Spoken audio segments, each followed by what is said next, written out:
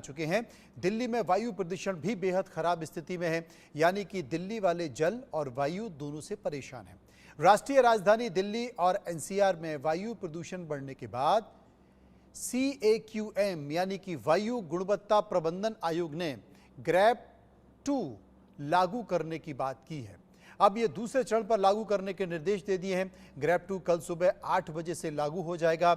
इसके तहत अधिकारियों को ऐसे कदम उठाने के निर्देश दिए गए हैं ताकि प्रदूषण पर रोक लगाई जा सके। इसके अलावा डीजल जनरेटर पर भी रोक लगाने के निर्देश दिए गए हैं। अक्सर हम देखते हैं कि सर्दियों का मौसम आने के साथ ही दिल्ली एनसीआर में प्रदूषण बढ़ने लगता है और वायु गुणवत्ता खराब हो जाती है। आज भी दिल्ली में दिन भर जो औसत AQI 300 के आसपास रहा है। इसके बाद शाम 4 बजे AQI 310 पर पहुंच गया। मौसम विभाग का अनुमान है कि AQI अभी 300 से 400 के बीच रहेगा, जो बहुत ही खराब श्रेणी का माना जाता है। वायु की खराब स्थिति को देखते हुए ग्रैप का पहला चरण 14 अक्टूबर को लागू कर दिया गया था। हमने प्रदूषण को लेकर जनता से राय भी एकत्रित की है, राय भी जानी है। इस पर हम चर्चा करेंगे, लेकिन जरा सोचिए कि आखिर जनता का क्या दोष है, टैक्स पेयर्स का क्या दोष है, क्यों दिल्ली की जनता प्रदूषण झेलने के लिए लाचार है। राजनीतिक दल एक दूसरे पर आरोप लगाते दिखाई देते हैं, लेकिन इसका समाधान क्या है, इस वक्त हम इसकी भी पड़ताल करेंगे। लेकिन तमाम सारी चीज़ों के बीच एयर पॉल्यूशन को लेकर दिल्ली के लोग क्या कह रहे हैं, हमारी सहयोगी मेहंदी गर्ग ने लोगों से बात की। सर, आपने मास्क भी लगाया हुआ है, प्रदूषण को लेकर कितनी दिक्कत हो रही है? काफ़ी कुछ दिक्कत है इस टाइम प्रदूषण से, और बहुत ज़्यादा प्रदूषण हो रहा है, जिसकी वजह से मास्क लगा के चलना पड़ रहा है, क्योंकि सफोकेशन जैसे सांस घुटता हो इस तरह से। तो सर, आपको क्या लग रहा है कारण क्या है सबसे बड़ा प्रदूषण का? या दिल्ली में पराली है, यहाँ के व्हीकल्स हैं, क्या कारण है? व्हीकल्स भी हैं, कुछ पराली भी है, और कुछ ये जो धूल का वातावरण जो उड़ती है, धूल जो रोडों पे धूल है, बस निकलती है तो धूल उड़ जाती है, जिसकी वजह से सारे प्रदूषण इसीलिए हो रहा है। तो सरकार से कोई अपील करना चाहेंगे प्रदूषण? हाँ बिल्कुल बिल्कुल, सरकार को इस बात पे ध्यान देना चाहिए ज़रूरी। और जैसे पहले से ही आ रहा है प्रदूषण, पहले भी हो रहा है प्रदूषण, लेकिन उसका कोई रोकथाम नहीं हो रही है इसका। बस यही है, गर्मी है तो कम नहीं हो रही है, पोल्यूशन, गाड़ी चल रही है ज़्यादा, धूल उड़ रही, मिट्टी उड़ रही, तो इस वजह से पोल्यूशन है। आनंद विहार में यहाँ पर एक परत देखी जा सकती है, तो क्या आपको लग रहा है कि ये धुंध है या प्रदूषण है? क्या लगता है? ये प्रदूषण है। धुंध तो अब मौसम के हिसाब से वो तो होगा ही, लेकिन प्रदूषण से ज़्यादा धुंध है। तो सांस लेने में कोई समस्या अभी फिलहाल? बिल्कुल बिल्कुल, इससे समस्या क्या, मौसम के हिसाब से तबीयत भी खराब हो रही है। अब पोल्यूशन उड़ रहा है तो उससे भी खांसी जुकाम, इसलिए थोड़ा दिक्कत होता है। तो सरकार से कोई अपील करना चाहेंगे? बस यही अपील है कि प्रदूषण, थोड़ा पानी वानी खिंचाव होता है, लेकिन उससे कोई फर्क नहीं पड़ता है। टैंकर आते हैं, खींच के चले जाते हैं, धुंध इतनी उड़ती है, गाड़ियाँ चलती हैं तो मिट्टी उड़ती है। मैम एक्चुअली प्रॉब्लम्स बहुत सारी हैं, लेकिन अगर वो ज़्यादा से ज़्यादा मेजर्स लेंगे तब भी प्रॉब्लम्स क्रिएट हो ही रही हैं, क्योंकि व्हीकल्स बढ़ रहे हैं, पॉपुलेशन बढ़ रही है, पॉल्यूशन बढ़ रहा है। तो ma'am I don't think so कि गवर्नमेंट कोई भी इस तरीके का अप्रूवल ले रही है अपनी साइड से, कोई एक्शन ले रही है जिससे कि पॉल्यूशन कम हो रहा है। तो I really don't think so कि कुछ होने वाला है, लेकिन बस मैं अपील कर रहूँगा कि वो कुछ वर्क करे इसके रिगार्डिंग। बट अभी इस टाइम पे मेरे पास ऐसा कोई आइडिया नहीं है जिससे मैं शेयर कर सकूँ फॉर विच जिससे कि पॉल्यूशन कम हो। मैम, प्रदूषण की कारण सबसे बड़ा है, हर साल का है, इस बार की नहीं, हर वर्ष हर साल का यही है कि पराली जब भी जलाई जाती है हरियाणा पंजाब की, तो वो प्रदूषण फैलना तय है यहाँ पे। और जब तक उस पर प्रतिबंध या कोई उसका प्रावधान नहीं होगा तब तक ये चलता ही रहेगा। अब तो फिर भी कम है, इलेक्ट्रिक वाहन चल गए हैं जब से, तो थोड़ी सी कम होती है। इसके पहले तो और भी ज़्यादा प्रदूषण होता था। इलेक्ट्रिक वाहनों की वजह से थोड़ी प्रदूषण कुछ कम हुई है, लेकिन पराली की वजह से उतनी कवर कर लेती है। तो प्रदूषण की हालत बहुत खराब है, इसलिए इस पर हमने एक सर्वे कराया, कई सारे सवाल लेकर हम लोगों के बीच गए और पहला सवाल जो हमने लोगों से पूछा, वो पहला सवाल आपके सामने। आपको क्या लगता है कि दिल्ली में सर्दियों में होने वाले प्रदूषण के पीछे का कारण क्या है? 42% लोगों ने कहा कि साहब पराली जलाई जाती है। 37% लोगों ने कहा वाहन का प्रदूषण होता है इसलिए। 18% लोग दिवाली के पटाखों की बात कर रहे थे और 3% लोग कुछ भी कहना नहीं चाहते थे। सर्वे का दूसरा सवाल, हम वायु प्रदूषण से निपटने में क्यों विफल हो रहे हैं? 42% लोगों ने कहा साहब केंद्र सरकार और राज्य सरकार के बीच तनातनी है। 26% लोगों ने कहा कि राजनीतिक इच्छा शक्ति की कमी देखी जा रही है। 27% लोग तकनीकी की कमी की बात कर रहे थे और 5% लोग कह रहे थे कि धन की कमी है, इसलिए उपाय नहीं किए जा रहे हैं।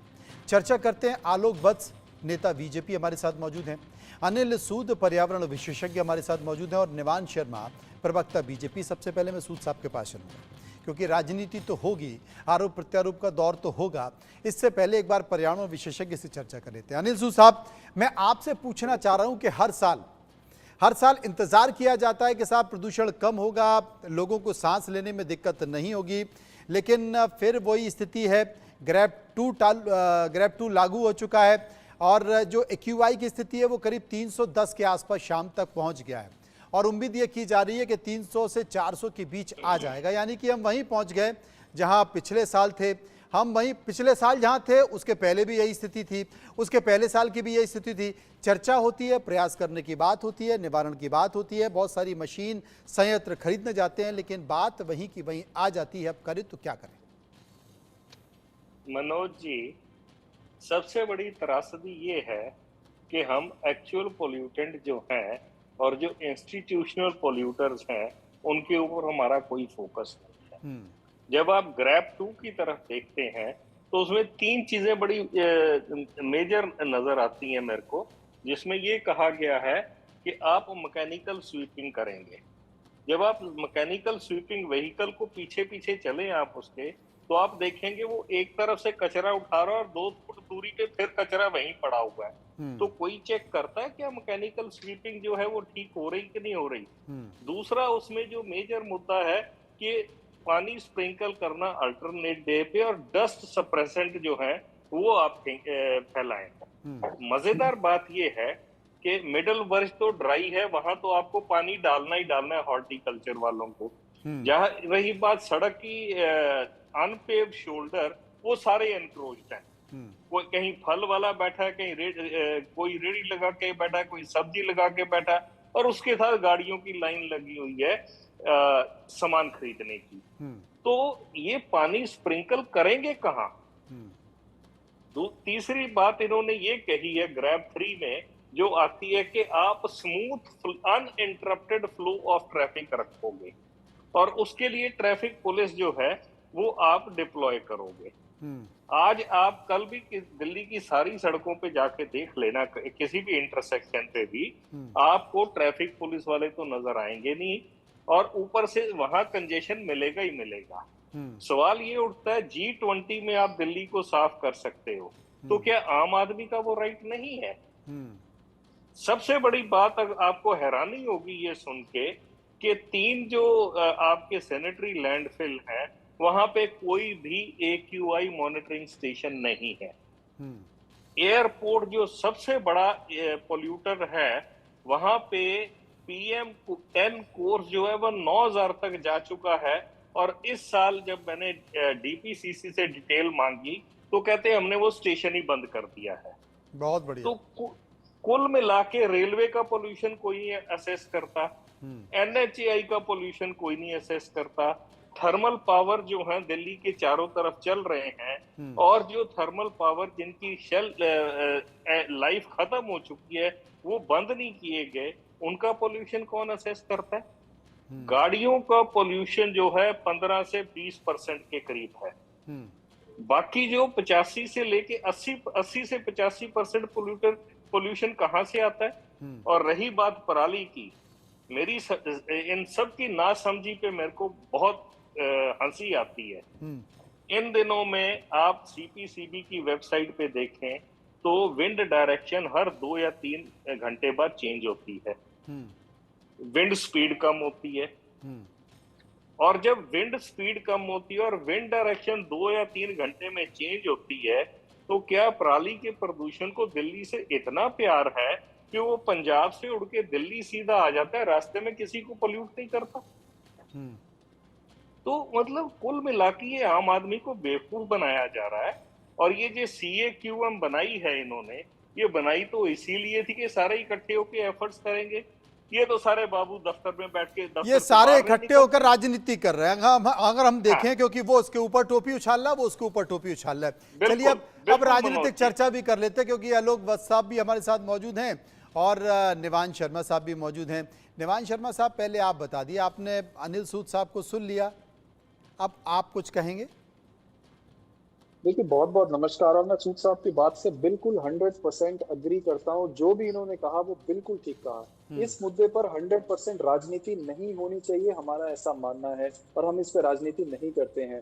हमारा टॉप एजेंडाज जो हैं एजुकेशन, हेल्थ, और उसमें पोल्यूशन भी है। हमने जो पोल्यूशन के ऊपर काम किया है ऑन रिकॉर्ड, हमारे पास काम है दिखाने के लिए। हमने 200 दिन तक गुड एयर क्वालिटी में दिल्ली की जनता को रखा है, हमने ये करके दिखाया है। हमने ऐसे मेजर्स लिए हैं जिससे ये हम कह सकते हैं, दिखा सकते हैं कि हमने किस तरह से पोल्यूशन को कंट्रोल करने की कोशिश की है दिल्ली में। चाहे हमने थर्मल पावर प्लांट बंद कर दिए हो, चाहे हमने ईवी पॉलिसी बनाई हो जिससे हमने इलेक्ट्रिक व्हीकल्स के यूज को बढ़ावा दिया हो, चाहे हमने एक fleet of electric buses ready किया हो जो वर्ल्ड में सेकंड लार्जेस्ट है, चाहे हमने 20 to 30% जो ग्रीन प्लांटेशन है उसको बढ़ाया हो। हमने बहुत सारे ऐसे काम किए हैं जिससे हम कह सकते हैं कि हमने पोल्यूशन कंट्रोल करने की कोशिश की है। दूसरी तरफ अगर आम आदमी पार्टी ने इतने काम किए हैं तो फिर ये पोल्यूशन क्यों हो रहा है, ये क्वेश्चन है। मुझे लगता है इसकी जवाबदेही 100% तय होनी चाहिए। जैसे हम बता रहे हैं कि हमने ये काम किया है, ये पार्लियामेंट में टेबल आंकड़े हैं कि आम आदमी पार्टी सरकार के दौरान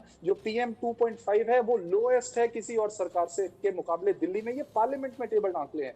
उसके बाद हमने पंजाब के अंदर 70% पराली कम कर दी है। ये सेंटर का डेटा है। अगर हमने इतना कुछ कर दिया है तो किसकी गलती है? मुझे लगता है जवाबदेही तय होनी चाहिए। मतलब आपने इशारा कर दिया कि आलोक वत्स साहब की गलती है।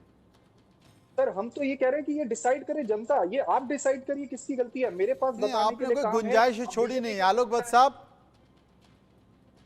जी आपकी गलती है। निवान शर्मा जी ने ये संकेत दे दिया है। देखिए, एक मुझे शेर याद आ रहा है, शहीदों की चिताओं पर लगेंगे हर बरस मेले, वतन पे मरने वालों का यही बाकी निशा होगा। अच्छा। हर साल इस पीरियड में हम बड़ी जोर शोर से डिबेट करने लगते हैं टीवी चैनल पर, अखबार में और अन्य जगहों पर, और फिर 2-3 महीने के बाद हम फिर वहीं पहुंच जाते हैं जहां हम पहले थे। और ये सिलसिला मैं पिछले 4-5 साल से देख रहा हूं। सही कहा है अनिल सूद जी ने कि सिर्फ पराली इज नॉट द फैक्टर। मैं थर्मल पावर स्टेशन को इरेक्ट किया हूं तो मुझे मालूम है वो कितना इमिशन करती है। थर्मल पावर, गाड़ियां, इंडस्ट्रियल वेस्ट, ये सारी चीजें बहुत लार्जली कंट्रीब्यूट करती है एयर पोल्यूशन में।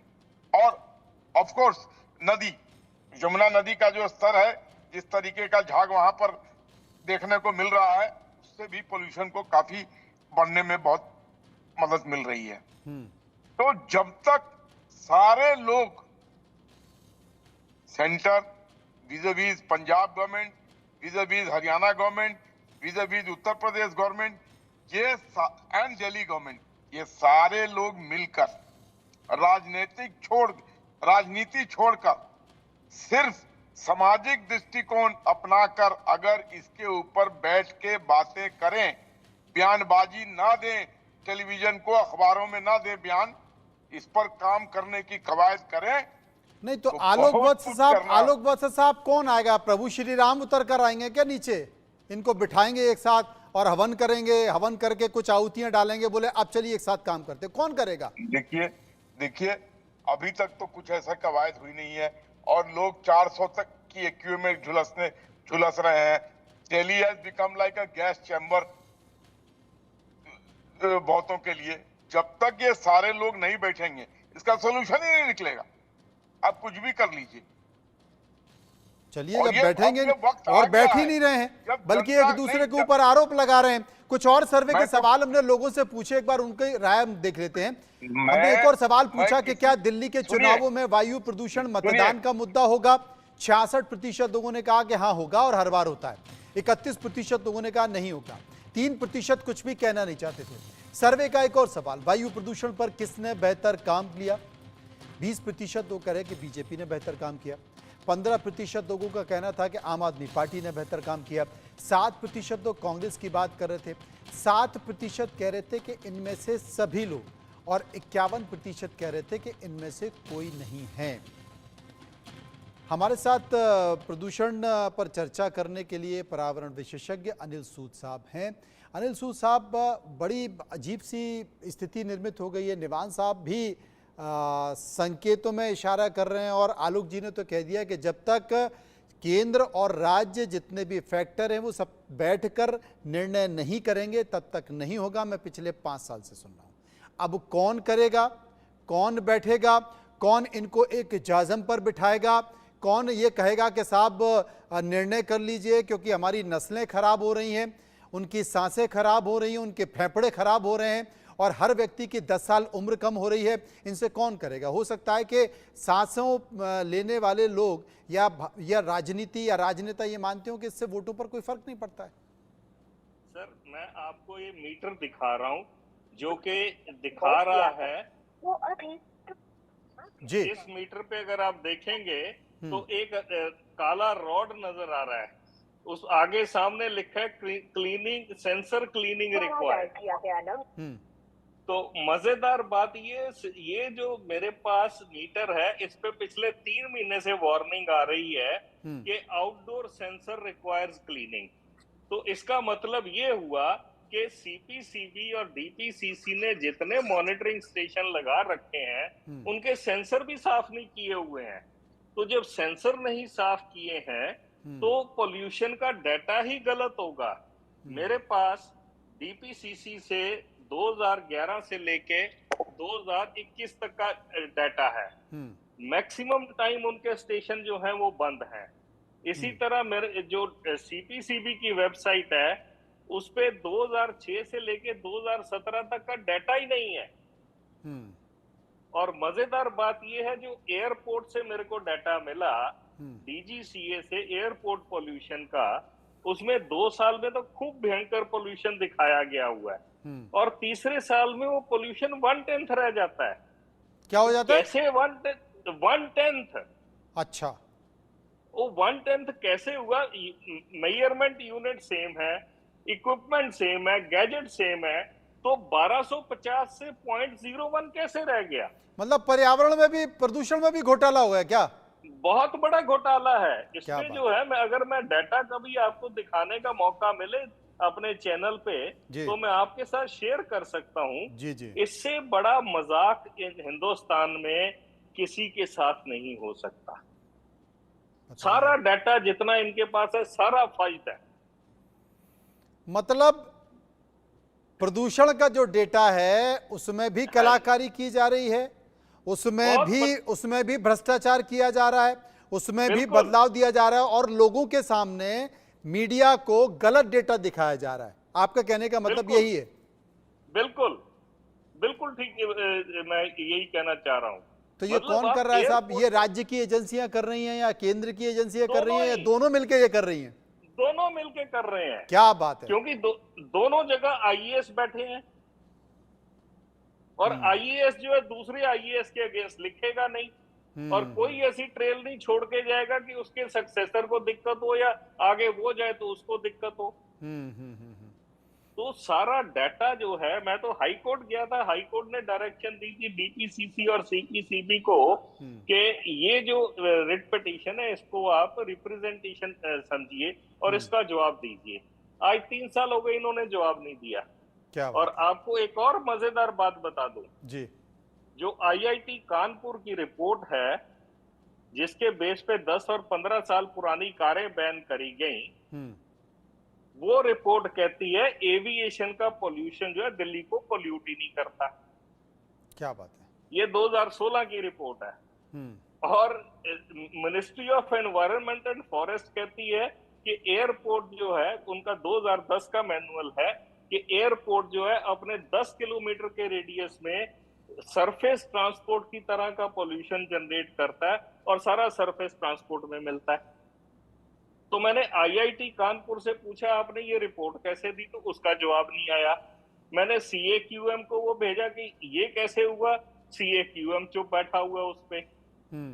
तो ये सारे कुल मिला के एक बहुत बड़ा घपला है। सिर्फ और सिर्फ गाड़ियों को ब्लेम करना मेरे हिसाब से एक बहुत बड़ा फ्रॉड प्ले किया जा रहा है ये लोगों बहुत के बड़ा ऊपर। फ्रॉड, बहुत बड़ा घपला, बहुत बड़ा भ्रष्टाचार है। इसमें केंद्र की एजेंसियां भी ये कर रही हैं, राज्य की एजेंसियां भी कर रही हैं, और जब ये दोनों ही मिलकर कर रही हैं तो अब किसको, अब चौकीदारी चोर बन गया तो अब इसमें अब क्या कहा जा सकता है। बहुत बहुत शुक्रिया। अब मैं किसी से बात करना नहीं चाहता क्योंकि सूद साहब ने जो कहा उसके बाद अब बात करने का कोई मतलब ही नहीं बनता। मैं शुक्रिया करना चाहता हूं सभी लोगों का जो मेरे साथ इस चर्चा में शामिल थे। प्रदूषण क्यों फैल रहा है, दिल्ली की हवा गंदी क्यों है, क्यों वो जानलेवा हो रही है, क्यों दिल्ली गैस चैम्बर हो रही है, ये सूद साहब ने बेहतर तरीके से बता दिया। लेकिन इस बीच पर्यावरण को लेकर, प्रदूषण को लेकर दिल्ली के उत्तर प्रदेश के मंत्री दयाशंकर सिंह ने क्या कहा है, एक बार सुनिए। कमियों को छुपाने के लिए ये झूठ बोल रही है या उनके मंत्री झूठ बोल रहे हैं। हम लोग जो है एनसीआर रीजन के लिए सुप्रीम कोर्ट के गाइडलाइन के तहत हम लोग वहाँ पर सीएनजी बस चलाते हैं, हम लोग इलेक्ट्रिक बस चलाते हैं, हम लोग जो है यदि डीजल में बस होता है तो हम लोग यूरो 6 बस चलाते हैं, और इस तरह की कोई भी और बसें हमारे पूरे एनसीआर क्षेत्र में नहीं चलता। केवल दिल्ली ही नहीं, पूरे एनसीआर को एक अलग जोन में माननीय उच्चतम न्यायालय के गाइडलाइन के तहत हम लोग उस पर कार्य करते हैं। और आपने अभी देखा होगा कि अभी उत्तर प्रदेश के जो हमारे जो बड़े बड़े शहर थे, लखनऊ, बनारस, गाजियाबाद, 40% प्रदूषण उसमें कमी आई है। ये भारत सरकार के जो प्रदूषण नियंत्रण बोर्ड ने ही इसको प्रकाशित किया मीडिया के माध्यम से। हम लोग खुद जो है प्रदूषण को कम करने के लिए माननीय जोगी जी के नेतृत्व में हम लोग प्रयास कर रहे हैं। और ये दिल्ली की सरकार झूठ बोल रही है अपनी कमियों को छुपाने के लिए, क्योंकि ये लोग झूठ बोल के ही राजनीति में आए हैं। इधर का व्यक्ति कह रहा है वो झूठ बोल रहा है, उधर का व्यक्ति कह रहा है ये झूठ बोल रहा है। आप करें क्या? हर सरकार झूठ बोल रही है। सूद साहब कह रहे हैं कि जो प्रदूषण की जांच करने के लिए मॉनिटरिंग एजेंसियां वही झूठ बोल रही, तो भरोसा करें तो किस पे क्या करें। चलिए फिलहाल इतना ही, बाकी खबरों